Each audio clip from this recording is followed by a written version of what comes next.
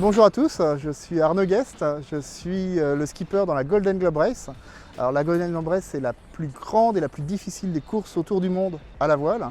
C'est une course autour du monde en solitaire, sans escale et sans assistance. Pour compliquer le tout, c'est avec des technologies anciennes, c'est-à-dire uniquement au sextant, pas de GPS. Ça, c'est le bateau Hermès Phoning.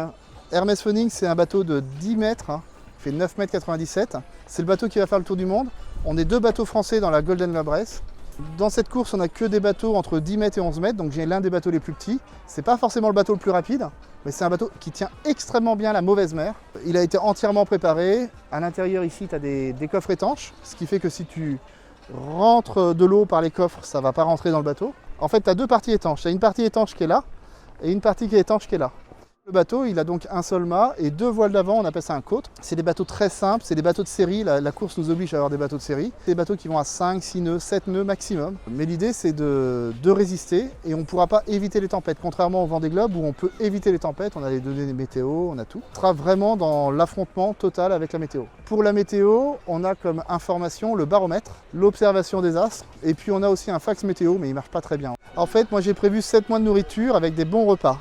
J'ai prévu 450 litres d'eau, c'est pas assez pour tout le voyage. Et pour récupérer l'eau, on aura la grand voile. Quand il va pleuvoir, on va dessaler la grand voile pour retirer les grains de sel. On va hisser la balancine pour remonter la baume. Et on va récupérer l'eau de pluie par ici qui ira dans ces réservoirs-là. Et on n'a plus qu'à espérer qu'il pleuve sur le bateau. J'ai 7 mois de nourriture bien fait, mais je vais certainement dépasser 7 mois. J'ai des bidons avec des pâtes. Donc je prends des bouteilles de 5 litres, je remplis de pâtes, je remplis de riz, je remplis de semoule, je jette ça dans les fonds des coffres, et ça compte pas dans ma nourriture, c'est en plus.